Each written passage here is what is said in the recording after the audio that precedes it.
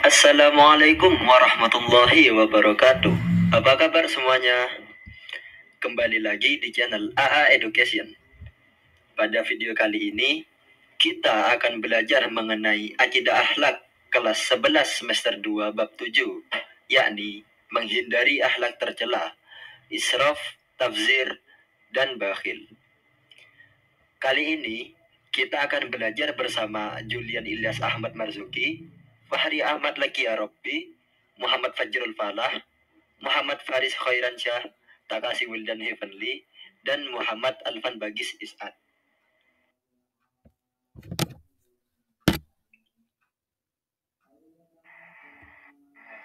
Sebelum masuk ke pembahasan, apakah kalian tahu apa itu israf, tabzir, dan bakhil? Jadi, israf adalah perbuatan yang melampaui batas atau berlebih-lebihan. Israf dapat dilakukan dalam berbagai hal, seperti makan, minum, dan lain-lainnya. Yang kedua, tabzir.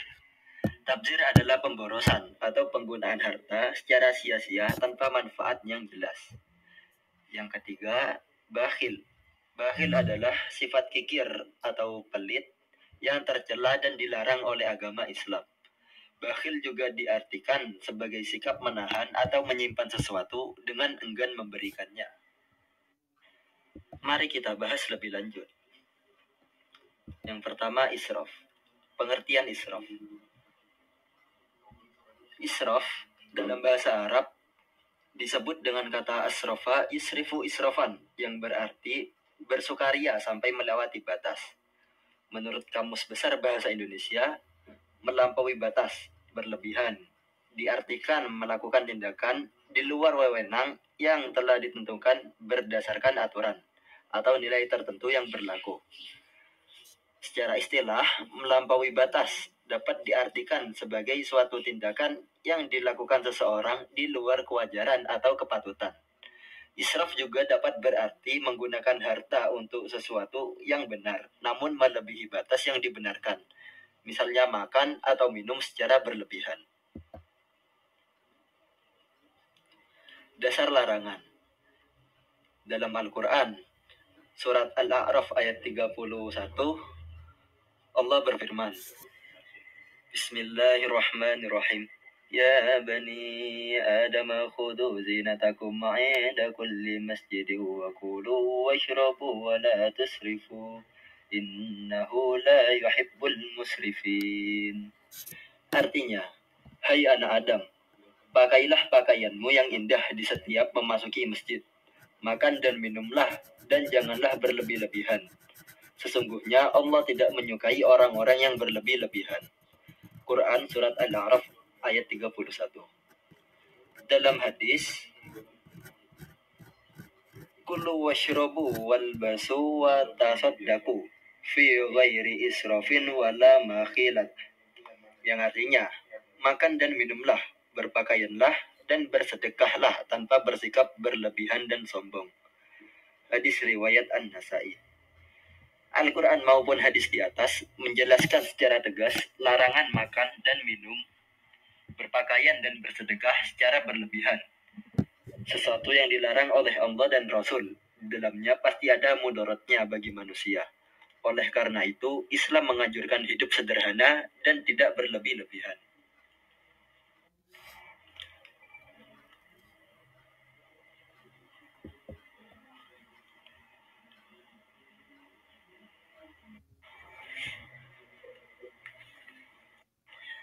Contoh perilaku israf. Israf dalam makan, yang pertama, israf dalam makan dan minum. Misalnya, mengkonsumsi makanan melebihi nutrisi yang dibutuhkan tubuh. Termasuk dalam kategori ini adalah bermewah-mewahan dalam makan dan minum. Yang kedua, israf dalam berpakaian. Misalnya, memakai pakaian dengan mode pakaian yang justru tidak sesuai dengan syariat. Misalnya, terlalu panjang atau terlalu kecil. Yang ketiga, israf dalam penggunaan air. Misalnya mencuci pakaian dengan menggunakan air yang berlebihan atau membiarkan keran air terbuka sehingga air terbuang percuma. Yang keempat, israf dalam penggunaan listrik. Misalnya, tidak mematikan lampu setelah selesai dipakai, tidak mematikan kipas angin setelah dipakai, dan lain sebagainya. Yang kelima, israf dalam penggunaan alat komunikasi. Misalnya mengobrol dengan ponsel berlama-lama, main game online, dan sejenisnya sehingga melupakan waktu istirahat, waktu belajar, dan waktu untuk beribadah. Yang keenam, israf dalam ibadah. Misalnya melaksanakan sholat lail semalam suntuk sehingga ketiduran dan tidak melaksanakan sholat subuh. Dan yang terakhir, berlebih-lebihan dalam segala perbuatan mubah sehingga mengalahkan yang sunnah dan yang wajib.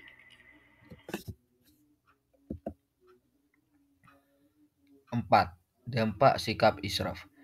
Perilaku israf atau berlebih-lebihan dalam menggunakan nikmat Allah adalah bentuk pengingkaran terhadap nikmatnya. Allah memberikan rezeki untuk dimanfaatkan secara wajar, bukan berlebihan. Jika melebihi takaran yang diperlukan, maka akan menimbulkan ketidakseimbangan bagi individu dan lingkungan. Contohnya, konsumsi makanan yang berlebihan dapat menyebabkan penyakit. Selain itu, israf dapat memicu kecemburuan sosial, terutama di lingkungan yang terdapat kesenjangan ekonomi. Jika orang kaya hidup berlebihan, hal itu bisa menimbulkan rasa iri dan berujung pada konflik. Lebih jauh, israf juga dapat menumbuhkan sifat rakus yang membuat seseorang menghalalkan segala cara demi memenuhi kesenangannya, termasuk mengabaikan norma sosial, hukum, dan agama. Jika kebiasaan ini terus berlanjut, bisa menyebabkan hilangnya kepedulian sosial dan menimbulkan masalah di masyarakat. Oleh karena itu, hidup sederhana dan peduli terhadap lingkungan sangatlah penting. Upaya menghindari sikap israf. Rasulullah melarang umatnya berpuasa terus-menerus, melarang sholat di sebagian besar waktu malam, kecuali pada 10 hari akhir bulan Ramadan, melarang membujang bagi yang mampu menikah, atau melarang orang yang meninggalkan makan daging. Islam mengajarkan sifat kebersahajaan, ifah. Setiap muslim dilarang mengikuti ajakan nafsu atau panggilan syahwat. Nafsu harus dikendalikan, sederhanalah, dan tundukkan nafsu dengan akal sehat. Sebagian besar keburukan itu disebabkan oleh tidak mampunya seseorang dalam mengendalikan nafsunya. Janganlah ataupun melampaui batas. Orang yang memiliki sikap sederhana, maka tidak akan melakukan sesuatu yang melebihi kewajaran, karena akan merendahkan diri sendiri baik di hadapan Allah atau sesama manusia. Kehidupan setiap muslim tidak terlepas dari interaksi dengan sesama. Islam mengajarkan sikap sepadan. Ajaran ini memiliki tujuan untuk menciptakan rasa kesejajaran, persamaan, dan kebersamaan serta penghargaan terhadap sesama manusia sebagai makhluk Tuhan. Sikap sepadan akan menempatkan manusia pada posisi yang sejajar, sehingga akan menyadarkan setiap orang untuk memberikan yang terbaik.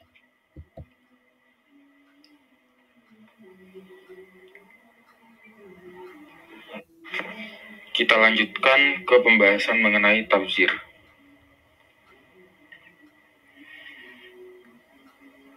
Pengertian sikap tafsir. Istilah tafsir berasal dari bahasa Arab, disebut dengan kata badzara yubadziru tafsiron. Dalam tafsir Departemen Agama, diartikan sebagai suatu perbuatan menghambur-hamburkan harta. Menurut Kamus Besar Bahasa Indonesia, tafsir diartikan berlebih-lebihan atau menghambur-hamburkan dalam pemakaian uang ataupun barang. Secara istilah, boros adalah perbuatan yang dilakukan dengan cara menghambur-hamburkan uang ataupun barang dengan tujuan untuk memenuhi kesenangan. Tabzir juga bisa diartikan sebagai menggunakan harta untuk sesuatu yang tidak benar, misalnya membelanjakan harta untuk tujuan maksiat. Sebagian ulama memahami tafsir pemborosan sebagai sesuatu pengeluaran yang bukan hak. Jika seseorang mengeluarkan hartanya sebanyak apapun untuk sesuatu yang hak, maka orang tersebut tidak disebut sebagai pemboros. Sebaliknya, apabila seseorang mengeluarkan harta untuk perkara yang batil, walaupun sedikit, maka dia disebut pemboros.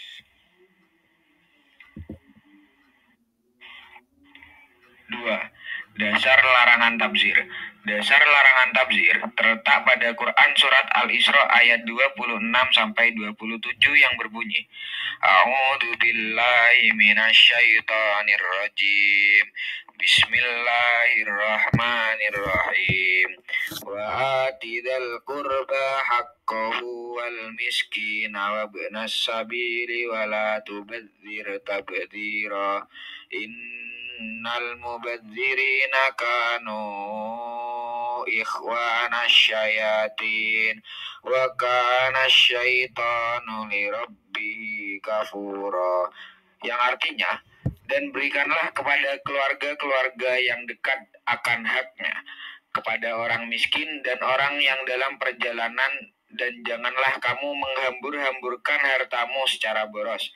Sesungguhnya pemboros-boros itu adalah saudara-saudara setan, dan setan itu adalah sangat ingkar kepada Tuhannya. Perilaku boros adalah termasuk hal yang batil, dan seluruh perbuatan setan pasti mengandung kebatilan. Sehingga tindakan yang dilakukan oleh orang yang boros mempunyai kesamaan dengan perbuatan syaitan, yaitu sama-sama perbuatan batil. Sehingga Allah Subhanahu wa Ta'ala menempatkan pemborosan sebagai saudara setan. Pemborosan dan setan juga mempunyai kesamaan dalam hal keingkarannya kepada Allah. 3. Contoh perbuatan tabzir. Yang pertama, memberi sumbangan untuk kegiatan hura-hura dan kemaksiatan. Misalnya untuk acara pesta minum-minuman keras, walaupun dia tidak ikut meminumnya, maka sumbangannya tersebut termasuk pada perbuatan tabzir. Yang kedua, mengkonsumsi makanan yang tidak ada manfaatnya dan justru membahayakan. Misalnya membeli minum-minuman keras, narkoba, dan lain-lain. Yang ketiga, membeli sesuatu yang tidak diambil manfaatnya. Yang keempat, kumpul-kumpul yang tidak jelas tujuannya. Ini termasuk tabzir dalam soal waktu atau kesempatan. Dan yang terakhir, segala sesuatu pembelanjaan yang tidak memperhitungkan tujuan dan kemanfaatan, dan hanya menuruti kesenangan. 4. Bahaya sikap tabzir. Orang yang memiliki perilaku tabzir di mata Allah merupakan saudaranya setan. Dengan demikian, maka akan sulit membedakan perbuatan yang benar dan yang salah. Menurut agama, baginya sesuatu yang baik adalah yang dapat menyenangkan hatinya, walaupun bertentangan dengan norma sosial, hukum, dan agama. Dia akan menghalalkan segala cara untuk mengumpulkan harta atau uang sehingga dapat digunakan untuk menyenangkan hatinya. Apabila demikian, maka dia akan menjadi orang yang hedonis. Perilaku ini tidak hanya merusak diri sendiri, tetapi juga dapat merugikan orang lain. Sikap boros dan konsumtif berlebihan bisa menimbulkan ketimpangan sosial, meningkatkan sifat serakah, serta mengikis nilai-nilai kepedulian terhadap sesama. Akibatnya, seseorang yang dengan tabzir akan semakin jauh dari prinsip hidup sederhana dan berkah yang diajarkan dalam agama. Apakah yang akan dibahas di slide selanjutnya? Apakah A. Bumi datar, B. Masa depan, C. Bakhil, atau D. Teori Gufron? Jawabannya yaitu yang C. Bakhil. Pengertian bakhil. Bakhil atau kikir ialah menahan harta yang seharusnya dikeluarkan. Al-Jurjani dalam kitab At-Ta'rifat mendefinisikan bakhil dengan menahan hartanya sendiri, yakni menahan memberikan sesuatu pada diri dan orang lain yang sebenarnya tidak berhak untuk ditahan atau dicegah. Misalnya uang, makanan, minuman, dan lain-lain. Ketika orang memiliki uang, makanan, dan minuman yang mestinya bisa diberikan kepada yang membutuhkan, kemudian enggan untuk memberikannya, maka ia adalah bakhil. Orang yang dapat menghindari perilaku bakhil, maka di sisi Allah digolongkan sebagai orang yang beruntung. Sebagaimana firman-Nya, A'udzubillahi minasyaitonir rajim. Wa man yuqasuha nafsihi faulaika humul muflihun. Artinya, dan siapa yang dipelihara dari kekikiran dirinya, maka mereka itulah orang-orang yang beruntung. Quran surat Al-Hasr ayat 9. Bakhil adalah sifat tercela karena sifat ini terlahir dari godaan setan. Bakhil dijadikan oleh setan sebagai jalan untuk menuju ke neraka.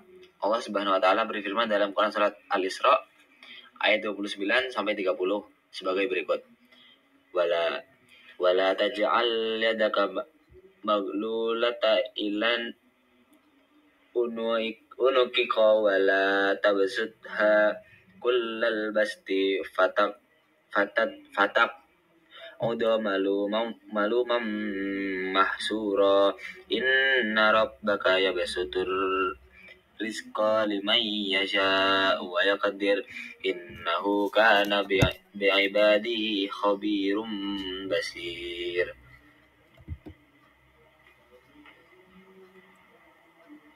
Artinya, dan janganlah kamu jadikan tanganmu terbelenggu pada lehermu, dan janganlah kamu terlalu mengulurkannya, karena itu kamu menjadi tercela dan menyesal. Sesungguhnya Tuhanmu melapangkan rezeki kepada siapa yang Dia kehendaki dan menyempitkannya. Sesungguhnya Dia Maha mengetahui lagi Maha melihat akan hamba-hambanya. Quran Surat Al-Isra ayat 29-30. Banyak contoh tentang kehancuran orang-orang yang bakhil. Salah satunya adalah Qarun. Qarun adalah raja kebakilan yang kisah hidupnya diabadikan dalam Al-Quran, yaitu dalam surat Al-Qasas. Hal ini perlu kita cermati sebagai pelajaran bahwa bakhil dapat membawa kehancuran di dunia dan di akhirat. Sifat bakhil muncul diakibatkan kecintaan yang berlebihan terhadap dunia, tidak adanya keyakinan tentang kemuliaan yang ada di sisi Allah, tamak dan kagum kepada diri sendiri, serta sebab-sebab lainnya.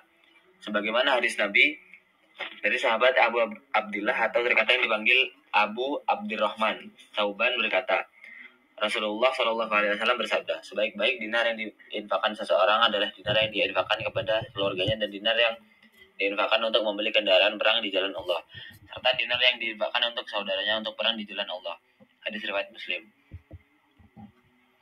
2. Dasar larangan bakhil. Harta yang dimiliki manusia adalah karunia dari Allah Subhanahu wa taala sebagai ungkapan rasa syukur kepadanya. Maka kita harus mengeluarkan sebagian dari karunia tersebut untuk orang lain. Apabila menahannya berarti kebakhilan telah menghinggapinya. Perilaku bakhil ini dilarang Allah Subhanahu wa taala sebagai firman-Nya. Wala yahsabannal ladzina yabkhaluna bima atahumullahu min fadlih huwa khairal lahum bal huwa syarrul lahum. Artinya, sekali-kali janganlah orang yang bakhil dengan harta yang Allah berikan kepada mereka dari karunia-Nya menyangka bahwa kebakhilan itu baik bagi mereka. Sebenarnya kebakhilan itu adalah buruk bagi mereka. Quran Surat Al-Imran ayat 180. Allah telah mengabadikan kisah kebakhilan Qarun di dalam Al-Quran. Kisah ini agar dijadikan pelajaran kepada umat manusia bahwa perilaku bakhil atau kikir sangat dilarang oleh Allah Subhanahu wa taala. Harta yang dimiliki seseorang merupakan karunia Allah yang harus dipergunakan sebaik-baiknya di jalan Allah. Allah Subhanahu wa taala mengkisahkan perilaku bakhil Qarun tersebut sebagaimana firman-Nya. Fa khasafna bihi wa bidadihil arda fama kana lahu min fi'ati yasurunahum min dunillahi wa ma kana minal muntasirin. Artinya, maka kami benamkanlah Qarun beserta rumahnya ke dalam bumi. Maka tidak ada baginya suatu golongan pun yang menolongnya terhadap azab Allah, dan dia adalah termasuk orang-orang yang dapat membela dirinya. Quran Surat Al-Qasas ayat 81.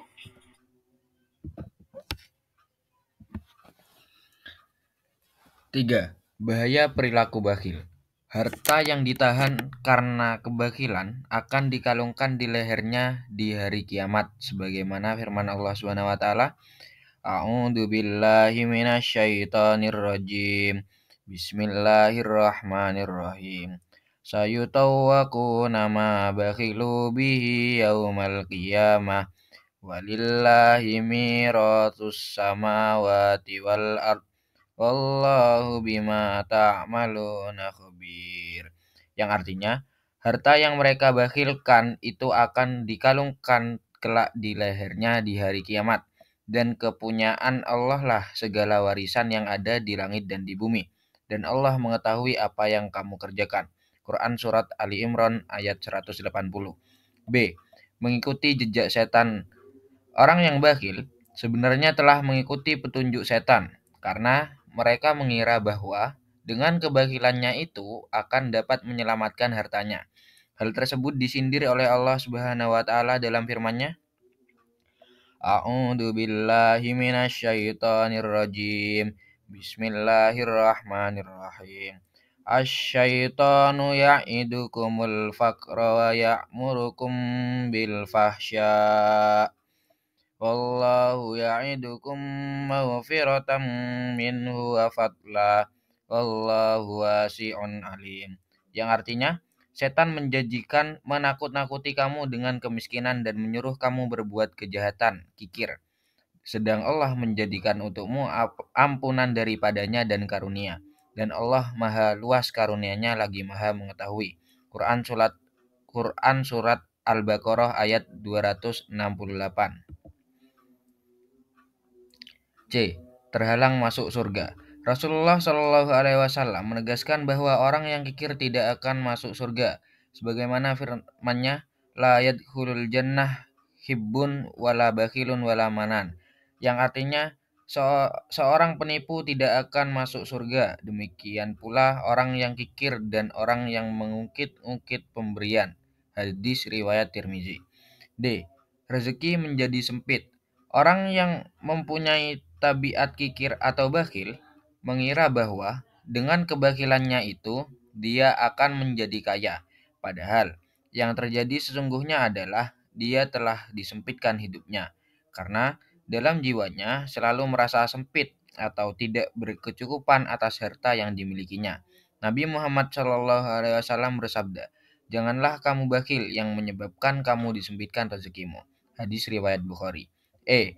Menimbulkan malapetaka. Perilaku bakhil akan menimbulkan malapetaka yang besar terhadap kemanusiaan. Perilaku ini bisa menimbulkan rasa dengki dan iri hati dalam jiwa orang-orang fakir dan miskin terhadap orang kaya yang bakhil.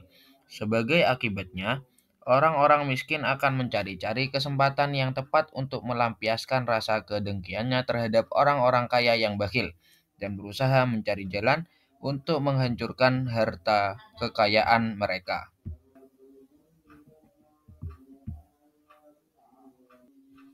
4. Menghindari perilaku bakhil.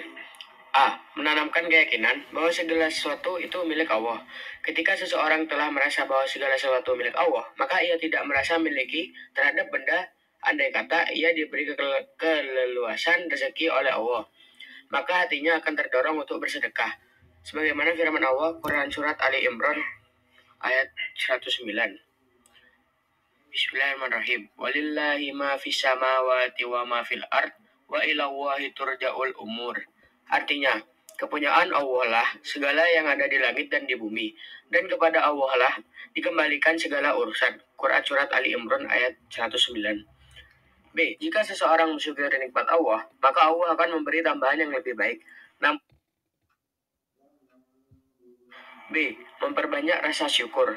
Jika seseorang mensyukuri nikmat Allah, maka Allah akan memberi tambahan yang lebih baik. Namun, apabila mengingkarinya, maka akan diazab oleh Allah dengan azab yang pedih. Karena sesungguhnya, kesyukuran manusia hakikatnya untuk dirinya sendiri. An Abi Hurairah an Rasulullah sallallahu alaihi wasallam, "Mana qasat shadaqatu minal mal, wa ma zadawu abadan bimafu ila izzah, wa ma tawadda'u ahadu wahir arfa Allah." Artinya, dari Abu Hurairah dari Rasulullah SAW, beliau bersabda, hartaku tidak menjadi berkurang karena disedekahkan, dan Allah tidak menambah bagi orang yang suka maafkan melainkan kemuliaan. Dan tiada seorang merendahkan diri karena Allah, melainkan Allah akan meninggikan derajatnya. Hadis riwayat Muslim.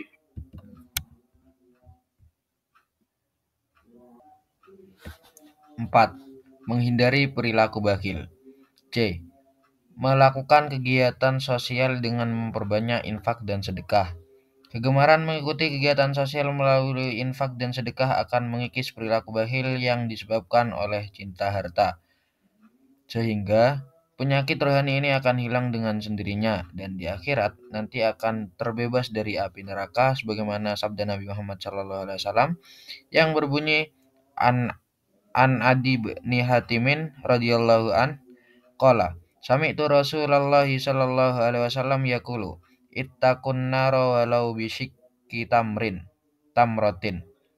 Hadis riwayat Bukhari. Yang artinya dari Adi bin Hatim ia berkata, saya mendengar Rasulullah sallallahu alaihi wasallam bersabda, Jagalah dirimu dari api neraka walau dengan sedekah separuh biji kurma. Hadis riwayat Bukhari.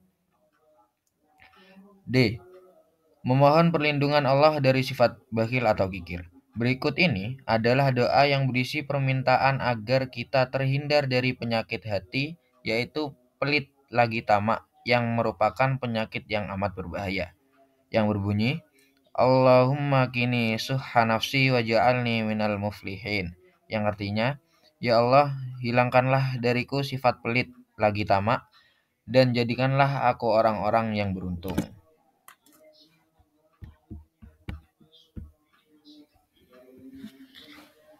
Mungkin itu saja presentasi dari kelompok kami. Kurang lebihnya mohon maaf apabila ada salah kata atau salah pembacaan. Mohon dimaafkan. Kurang lebihnya wassalamualaikum warahmatullahi wabarakatuh.